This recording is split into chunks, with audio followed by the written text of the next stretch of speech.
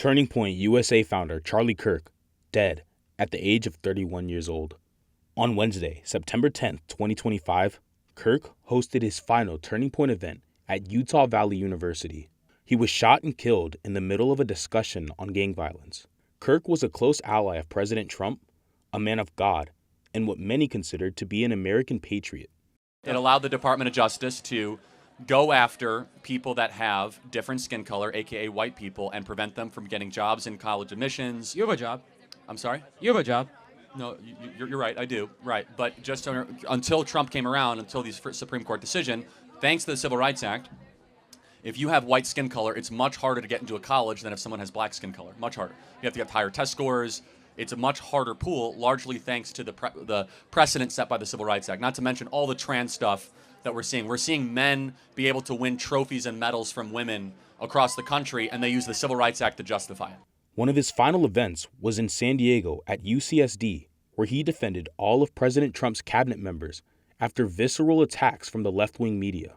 Scott Bessent, who's one of the most accomplished bond salesmen and individuals in the hedge fund space ever, right? That's not unqualified. Pete Hegseth, who's actually a frontline warfighter, unlike Lloyd Austin, who never fought a war in his life, right? We have Kristi Noem, who was an accomplished congresswoman and governor from a major state running Department of Homeland Security. You have Howard Lutnick, who's a very famous and well-known financial mind and titan from Wall Street running Cantor Fitzgerald.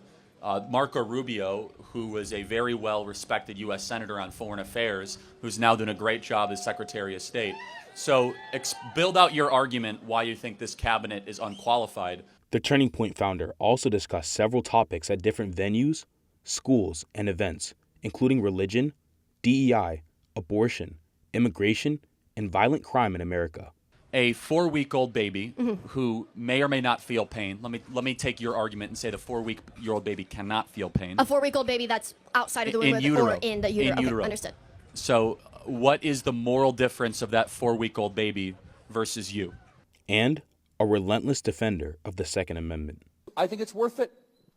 I think it's worth to have a cost of, unfortunately, some gun deaths every single year so that we can have the Second Amendment to protect our other God-given rights. That is a prudent deal. Several lawmakers, celebrities, and politicians on both sides offered their condolences on social media. Kirk is survived by his wife, Erica Kirk, and their 2 children.